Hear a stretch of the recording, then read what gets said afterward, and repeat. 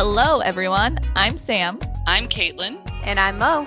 and this is Team Get Ovary It. We're an all-female team participating in the greatest motoring adventure on the planet, the Mongol Rally. We'll be driving 10,000 miles across mountains, deserts, and unknown terrain. And along the way, we hope to spread our feminist and environmental ideals. Join us here as we share our stories, thoughts, and interviews as we get ready for the Mongol Rally 2021. Don't you mean 2022? Shit!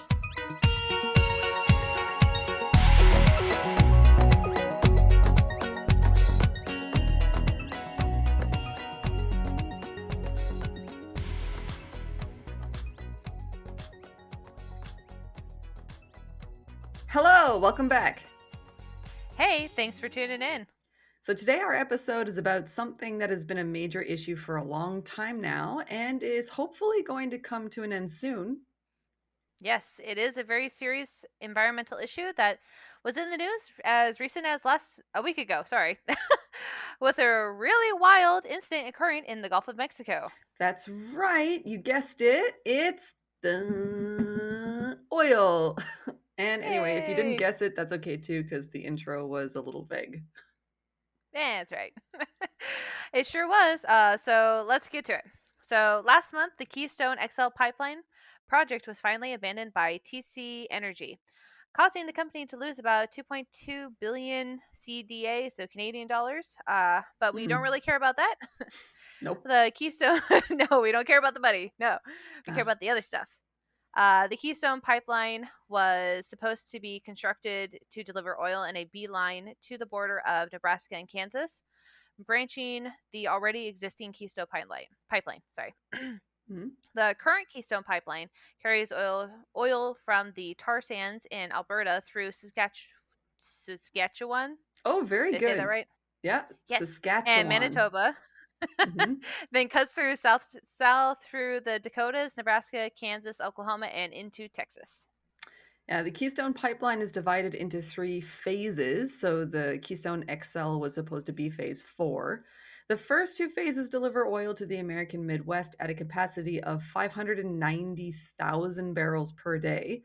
The third phase, which runs from the Midwest down to Texas, has a capacity to deliver up to 700,000 barrels per day. Phase 4 would have seen Canadian oil mixed with crude oil from Montana and North Dakota and would have delivered more oil more quickly to the south. In 2015, President Obama delayed the project over environmental concerns. Then, Trump tried to get the ball rolling again in 2017. In January 2021, President Biden signed an executive order to revoke the permit. And finally, the project was abandoned on June 9th of this year. Over the past few years, the general populace seems to have become more interested in green energy and lowering their emissions, thanks to environmentalists like Greta Thunberg. I'm not sure how to say that the next one. Good luck. Wangari Maathai. I think. Maathai. Yeah. Sorry if I mispronounced that. I'm not 100% sure on the pronunciation. And then Vanessa Nakate. Or I think she's from, where she's from. I think she's from Nigeria, so maybe Nakate. Yeah, maybe Nakate. And then David Suzuki and Al Gore, I guess. Yeah, I guess. I guess Al Gore counts. It appears that certain world leaders, at least, are taking the current climate crisis seriously, which is good. Which is good. It is good. But the reality is that we are still depending way too much on petroleum products to be able to call it a victory for the environment yet. Because drilling, fracking, seismic reflection, and pipe laying have environmental consequences that go far beyond the scope of emissions and greenhouse gases. Therefore, and many people agree on this, we need to stop using petroleum products and gas altogether and as soon as possible. Yep. So put those plastic bags away and never pick them up again. Yeah, plastic, and then even just stop driving your cars. Hey. Hey. Get one of them electric ones. No, I'm in Seoul lately. I've been seeing a lot more electric cars. Like there's a couple Teslas rolling around. Hyundai has like, Hmm. hybrid and electric cars. It's becoming more and more popular. I think that eventually we're going to, sooner than later, see the phasing out altogether of gas and diesel cars. Vehicles, yeah. Yeah, they're going to be gone. As long as I get to keep my stick shift, I'm happy. I don't care. Mm, I like my manual transmission, so as long as I get to keep that, I'm a happy girl. maybe, maybe. Hmm. So, about a week prior to this recording date, a fire erupted underwater.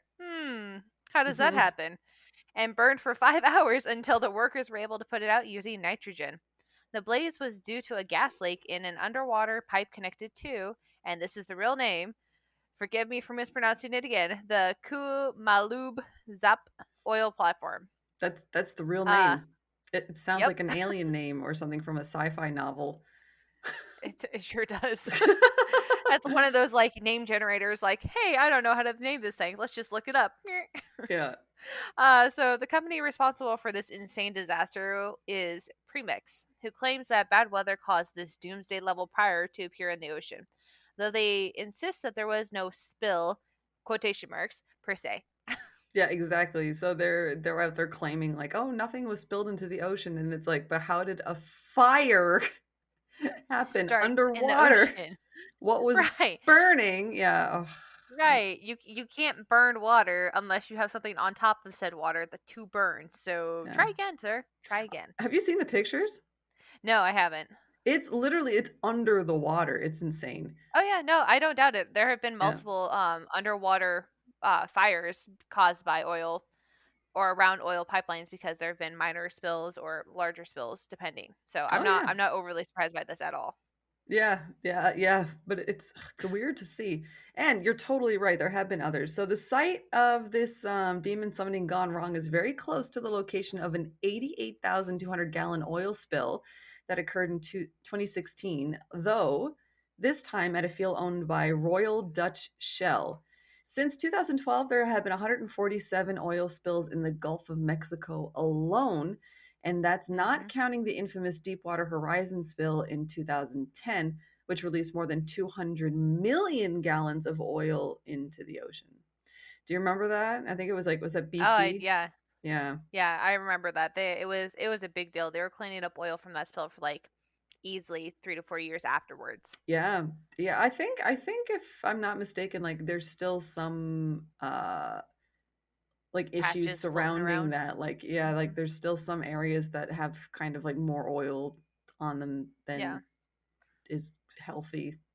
I wouldn't be surprised if they were still finding patches of just like oil just sitting on top of the water Mm. in the bayous and smaller like little water areas, Yeah. the wetland Water, areas yeah, wetlands, along the yeah. coast. Thank you.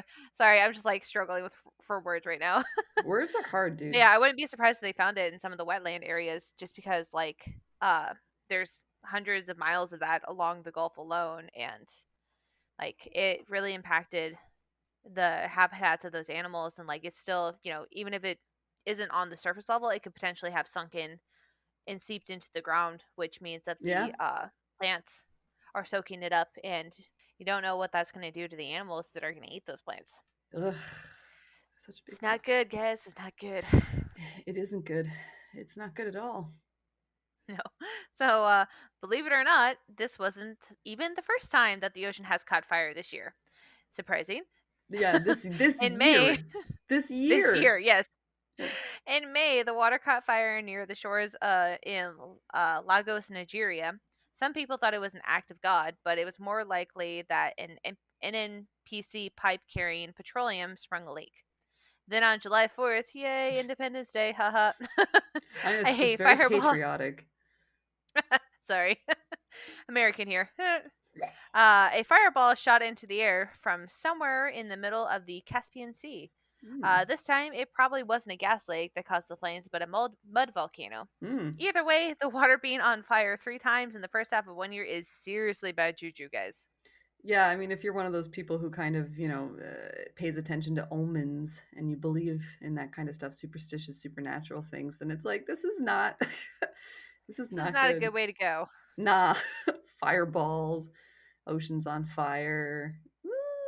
Although I have to say, it probably if it was caused by like a mud volcano, that would probably be really cool to like see. Just like the There are videos online. I really oh, recommend looking them up because it is spectacular. It's sort of like I in the plan to. video, somebody's just looking out at the horizon, like into the middle of the Caspian Sea, and there's just this like very solid orange glow, and then the camera kind of moves in, and then suddenly you just see like this like this big column of fire coming up from the ocean and like, propelling itself into the sky. It's phenomenal. Cool. Yeah, and I'm apparently ready to watch it. yeah, I mean, it's really cool, and then apparently in the Caspian Sea, there are quite a few rigs, like drilling Yeah. rigs, so people think that it could be made by that, but it seems more likely that it is from the actual mud volcanoes, and it's not the first time that the mud volcanoes have done something like this. Mm-hmm. So basically, and the mud volcanoes are really cool. I was reading up a little bit about that because I hadn't really heard of it before. But instead of Yeah. spewing lava, like basically just like the sludge comes up, but I guess the sludge is kind of heated.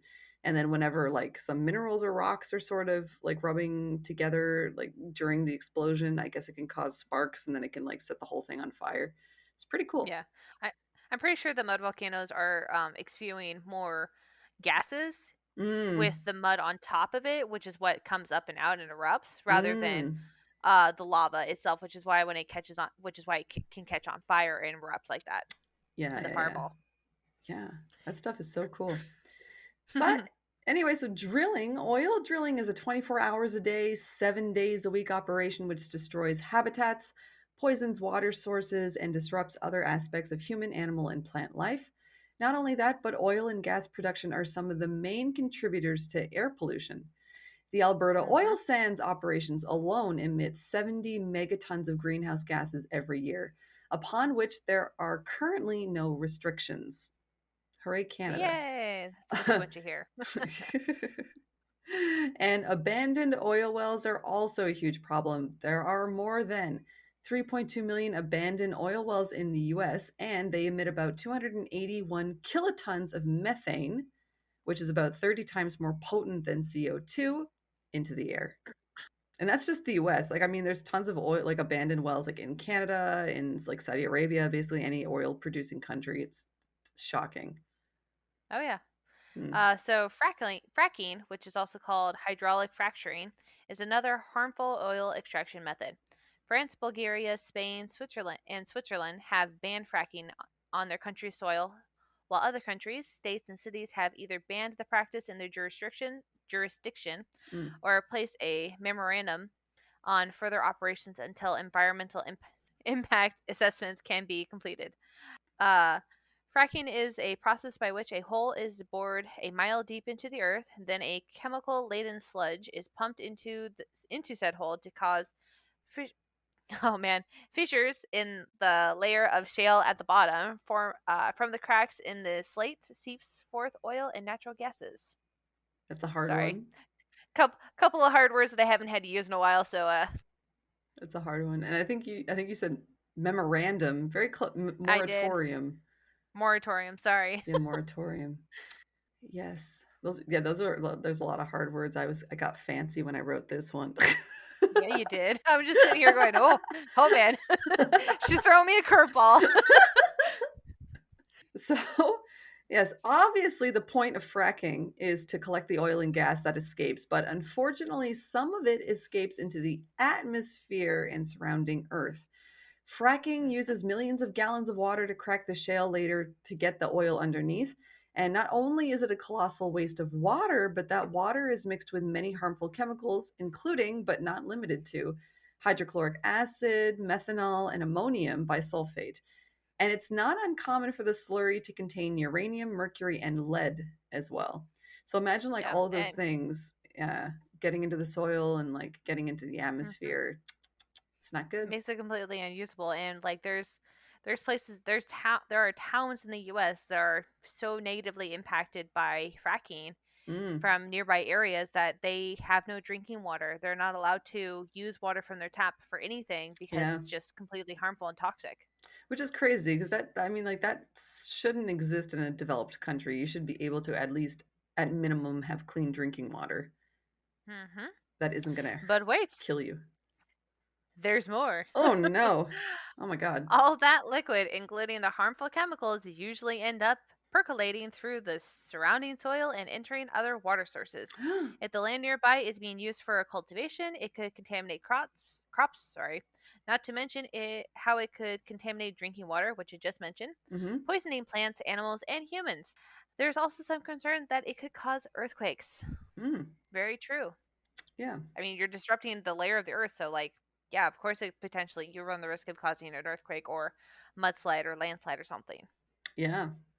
Yeah. And I think like when I was researching this, I came across like and I think I mentioned this in the blog post, but in England, because I remember it was in the news like a couple years ago a lot because there was a lot of protests against fracking in England specifically. And it was because there was some kind of problem or some incident nearby. Like I guess there's like an oil field in like the northwest of England, and they were doing fracking there. And apparently, it did cause some very minor earthquakes in the area. I'm sure they enjoyed that. Yeah, I did nah. A seismically stable area, all of a sudden it has an earthquake, and they're just like, ah, the hell? Yeah, I'd imagine it would be like really shocking, especially if you're not used to Oh that yeah, kind of stuff. Very minor. oh I yeah, think like they said it was like a 2.3 on the Richter scale, but still, I mean, yeah. yeah, that's I not mean, good. if stuff starts shaking and like 2 point, that's hard enough for a picture to fall off of a wall, Yeah, potentially depending on how shallow it was. right. I mean, if you live in a place that's very seismically stable and you don't have earthquakes like ever, Mm. and you're all of a sudden you feel this shaking and pictures are falling off walls, like that's terrifying. Yeah, yeah, that's super scary. Okay. Coming from somebody who went from never being around an earthquake to moving to a place where earthquakes were common. The first one was terrifying. Oh, where's that? Which place is that? I went from living in Oregon Uh-huh. to living in Alaska when I was little, and Mm. we had quite a few small and then quite a few big earthquakes when I was living in Alaska. And the first one, I think I was in like second grade, was Mm. the first time I experienced a really big one, and like the whole under the table drill and everything like that. I was like, yeah, yeah, yeah, it's never gonna happen, and then it did happen. I was like, oh my god, this is the worst thing ever. Whoa. So next up is seismic reflection, which like before I did this, I hadn't really heard about. But it's also a major problem. Basically, it's kind of similar to sonar. So it uses an Mm, explosion, air gun, or seismic vibrator to create waves, which are then reflected off shapes and objects. From that information, experts are able to figure out where the oil is underground.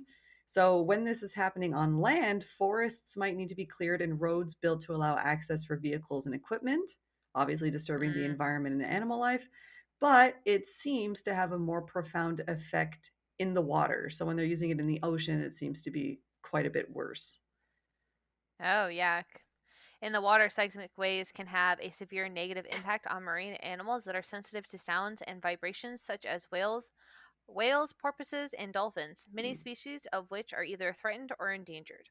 Humpback whales have been observed to circumvent seismic reflection zones by as much as 3 kilometers. The noises could stress out animals, disorient them, or even deafen them to the point where they might not be able to hear others. Let's say mating calls, which would obviously affect population down the line. Yeah. Yeah, it was kind of hard to find information about that. Most of the stuff that I saw online, like the top like Google searches, like on the full Hmm. first page of Google, were just talking about like what is seismic reflections and methodology, but they didn't talk about the environmental impact. So I think there are Mm, at this time still very few people who are actually doing research on that. But right. yeah, so I think we don't really quite even now understand the exact scope of the damage that this kind of process or this method can actually do. Yeah. Well, I Mm, mean, they have. I've seen reports on how dolphins and whales have been known to follow mm, submarines because of the sonar pings that they give off right. attracts them to them. So, Yeah. like, I mean, obviously, these animals are very sensitive to any kind of noises in the ocean that are Mm, either new or, loud. And so, yeah, of course, it would cause some sort of disruption. yeah. Yeah, and interrupt their like migratory patterns, etc., depending Hmm. on where it is. That's pretty bad. So now I want to go back to pipelines for a second. So, pipelines in general are considered to be a low risk way of transporting oil. But when things go wrong, boy, they can go very wrong. We're talking deaths, injuries, general destruction, and mass contamination. So in 2010, a Mm-hmm. pipeline rupture in San Bruno, California killed 8 people and destroyed 38 homes. Also, the spill incident in the Gulf of Mexico was far from the first time Royal Dutch Shell was on the chopping block. A group of farmers in Nigeria filed a case against the company due to a series of spills near villages Goi and Aruma between 2004 and 2007. Again, I apologize about name pronunciation. It The sounded good to me. sorry. The lawsuit was filed in 2008, and Royal Dutch Shell was ordered to compensate the farmers at the beginning of this year. In 2008, there were two large spills in the community of Bodo, Mm. where tens of thousands of barrels of oil were spilled. Fishermen from the region sued for damages and were awarded $84 million in 2015. Yeah. And it's just like, uh, I saw some of the pictures of this area. I remember reading about it briefly a couple of years ago. Hmm. I think when like the stuff was kind of like more relevant, like there.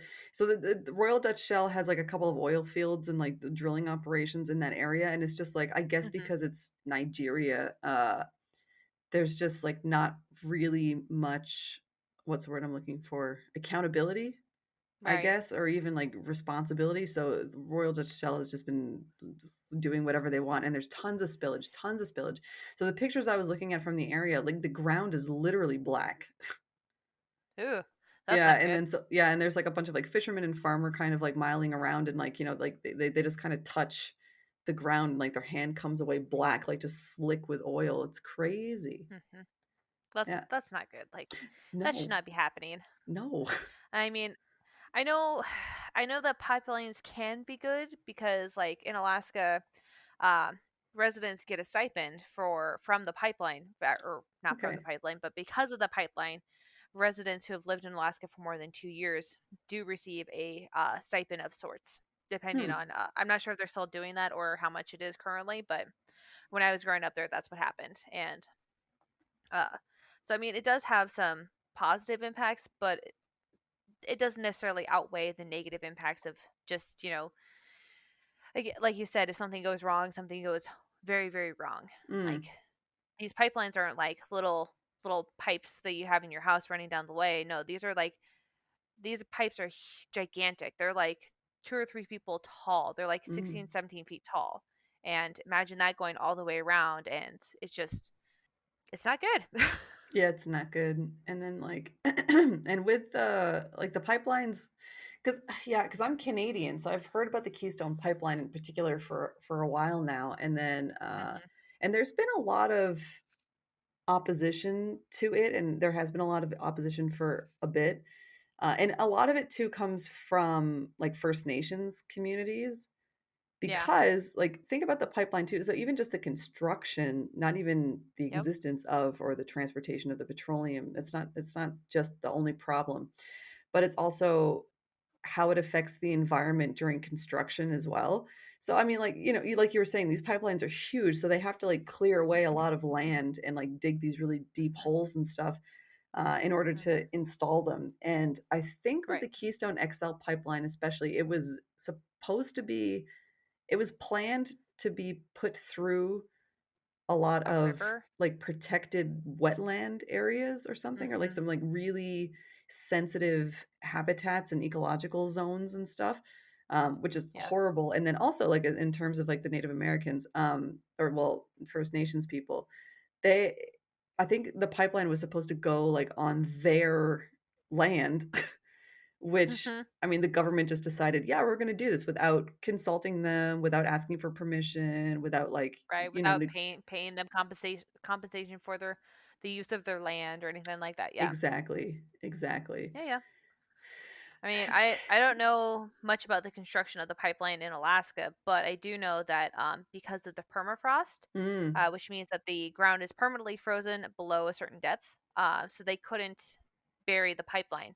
So mm. instead, the pipeline is raised and it stands on struts all through Oh, basically for the majority of the length of it, it's above ground, so they have to make sure that the pipe stays at a certain temperature of warmth so that it doesn't freeze, so that the oil can continue to flow. They have to make sure that, there aren't any leaks along the way. They have to make sure that, the animal life that, like the caribou and deer and other animals, are able to pass underneath of it without any issues and things like that. So, like, there's a lot that they have to take into consideration that I don't think in the beginning they may have taken into consideration, but Right.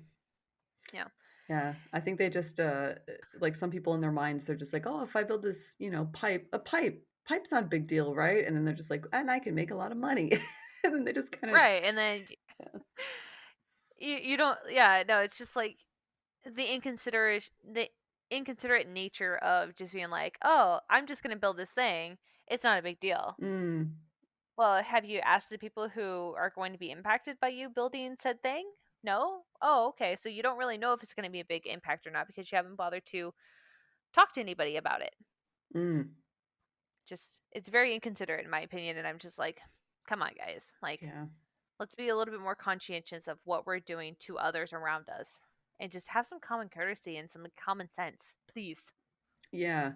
And a lot of times, like I know in Canada, they do there is supposed to be environmental impact assessments whenever you're doing Mhm. construction for something, but I feel like half of the time, more than half the time, those assessments are very kind of politicized.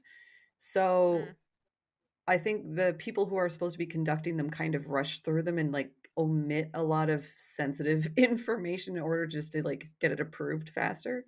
And even like in my Right. own village, I mean, this has nothing to do with pipelines or anything, but where I was growing up, we have this sort of wetland area, and the village, in order to install some trails, kind of filled some of that wetland in, and I think it's a very small scale, so I don't think it's, like, too bad, but I remember my sister, who was, like, an environmental engineer, well, forestry engineer, Mhm. she was, like, really angry.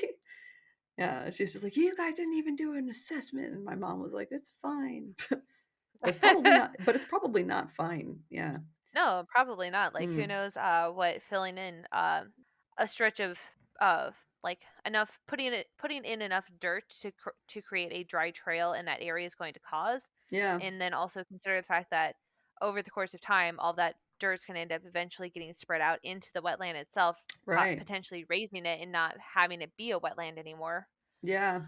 or for as long as a period of time, because the added soil into that area from the dirt trail that gets, beaten down from the weather and from people walking on it. So, like, if Mm. they were going to do that, they probably should have considered doing a raised wooden bridge kind of thing Yeah, that might instead have of been. bringing in dirt. Yeah, and then just even, like, attracting more people to that area, which is I guess is something to do with the pipelines too, because like, pipelines Hmm. do require maintenance, like you were saying, like, in Yeah. Alaska, people need to check the temperatures and stuff all the time, so whenever you're installing a pipeline, you're not just installing the pipeline, but you're also inviting, I guess, more human, how can I say, activity Interference, to that interaction. area, so people, Yeah. like, coming and Yeah. going, you have to build roads in order to access the Hmm. pipelines, Build a etcetera, so you're town for just the employees and the workers. yeah, maybe setting up some bases and stuff, like Hmm. equipment, like sheds or whatever. So, yeah, there's a lot of things that kind of go hand in hand that I think we don't really consider whenever we make these projects, but Well, are yeah, I mean, still how important. how often does the everyday person consider, you know, oh, a pipeline? Like, what does that even mean to the everyday person? Like, Mm, most people are like, oh, a pipeline. You mean like the thing that I put in my yard so that I can right. water my garden without having to, go out there and stand with the hose? Mm, That kind of like pipeline? Like, what are you talking about? Like, it doesn't inspire the pictures that you would see if you looked up like the pipeline in Alaska or the Keystone pipeline. If you like look that stuff up and like looked at actual pictures of it, that's not, I don't think, what most people would think when they're like, "Oh yeah, mm, pipeline." Uh-huh. yeah.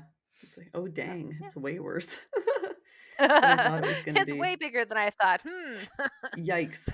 Yeah, it's kinda ugh, it's a problem. So, anyway, but in conclusion, the extraction, transportation, and consumption of oil is awful, and we should give it up altogether. People's lives, animal habitats, and entire swaths of land have been destroyed in this objectionable pursuit. Nowadays, we have the Mhm. technology, the science, and the drive to switch to renewable energy sources, but there remains many obstacles to realize this dream anytime soon. So if you want to stick it to the oil industries, basically you got to be the change you want to be in the world. Take public transportation as much as possible. Cycle. Trade up for an electric car. Try to fly less and buy local. And vote for representatives that support renewable energy policies. Oil is finite, so it's just a matter of time before it's gone, anyways. Let's do what we can to speed that process along, shall we? Sounds good to me. I'm in.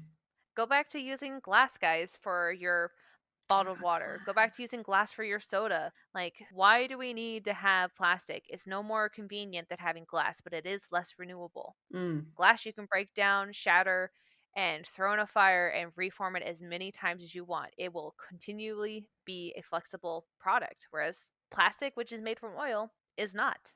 yeah, it's Sorry. like, no, you're right. And it's sort of, it's interesting because I think we don't even really realize, like, I think some people probably feel like me, sometimes I feel this way because at the moment I don't own a car. So I either take Hmm. like public transportation or I cycle or I walk everywhere.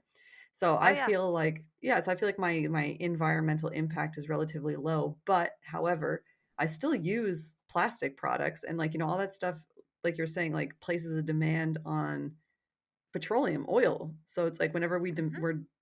if there's demand for it, it's going They're to going to continue continue to to be make it. produced, and then, like, even just the production, the extraction, the refining, turning that oil, like, into plastic products, for example, using it in vehicles, like, every step of the sort of, like, oil to consumer process has a very negative impact on the environment, so basically we just should Hmm. just get rid of all of it as much as possible. Yeah. I Just get it mean, out of here. it's always easier said than done, but Mm, like I've taken steps to grow my own garden. great. I use mason jars that I use for canning. Once those jars are done for canning, like I've used the product that I put in them, Mhm. I just throw them in the washing machine, rinse them out, and then voila, I have an extra cup Yeah. or an extra container that I could throw some yogurt and some granola in for like a breakfast on the go if I need to, and just Mhm. throw a reusable cap on top, and off I go. Yeah. And I didn't even need to use a plastic Tupperware. Ha! Nice. Yeah, the glass Tupperwares are nice anyway, like, they're nicer than the plastic Yeah. ones for sure, and, like, God, yeah. yeah, and if you're the kind of person who like, I mean, I usually make coffee at home, and Mhm. like you were saying, these days I'm making cold brew coffee, so I just kind of pour the coffee grounds into a recycled, it used to have tomato paste in it, but now I use it for coffee, but anyway, a recycled glass jar, yeah, and Yeah. then I just kinda let that sit in the fridge and turn into coffee over a couple of hours, and anyway, so I do that, but if you're the kind of person who gets takeout coffee, like, get a tumbler.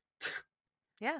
Or take a tumbler with you. Usually they give you a discount for bringing your own cup anyways. True, and then Yep. I don't know. I know Starbucks does. I'm not sure about any of the other coffee shops, but I know We used Starbucks to. I does. remember I worked at a coffee shop in Canada before, and we would, like, charge the person the size down, so if they were getting, like, a large, we would, like, just charge them for a medium. Yeah, which is like a 20 cents to like a dollar difference depending on what size you're getting. Yeah, and I mean, that stuff adds up, so, I mean, like, Mhm. win-win. Win-win-win. Exactly. You help save the environment and stick it to the man, and also save money. Super important. Okay. So, anyway, that's all we have for today. So, if you want to read a little bit more, check out our blog on our website. So, I took most of this information from the blog post that I wrote about oil. The title of the post is called Oil, comma, etc. Because I couldn't think of anything else. I just called it that. Love it. Yeah, thank you. So, I mean, most of the information is kind of the same, but there's some additional information that I left out of the podcast script. So there's some nice surprises. I don't know if I would say nice surprises, shocking surprises, Additional unpleasant. commentary. Additional commentary, yeah, that's included in the blog post. That's not in the podcast episode, so you should check it out if you want. Yeah. And please comment, subscribe, like, and share, etc. If you like this episode, it really helps us out if you want to That's support it us for today, further, folks. you Thanks can so become a much for patron tuning through our in. Patreon page. And as always, So please sign up support for this work by exclusive subscribing and content, donating to our and more cause for at Wolfie. www.teamgetoverit.com. It's very Donors reasonable. get access to specific content like stickers, t-shirts, and postcards from our journey. You can donate for as little as $5 and the benefits build from there. And then Go to all our revenue website for more will be info, donated or to the find us charities on Cool Facebook, Earth and Instagram, Center and for Twitter at Reproductive Team Rights. Get Ovary All It. the relevant Thanks for links all that listening, kind of and catch stuff us will next time be on Get Over It. below, nearby, in the show notes, descriptions. I have no idea. Depends on what you're listening to this episode on.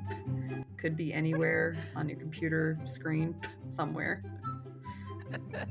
Alrighty, well, we'll see you next time, guys. Okay, bye-bye.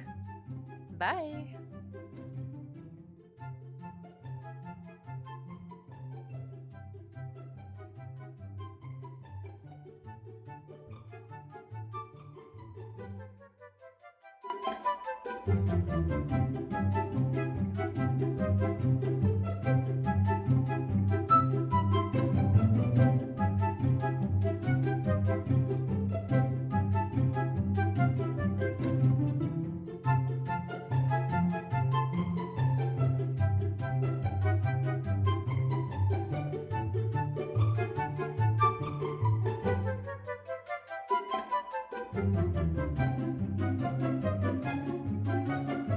Moist. Like, but for I real, like, I mean, love like, how you're whispering it. I know it sounds really great when I get close to the mic like this and whisper. ASMR. I was just gonna say that. Moist.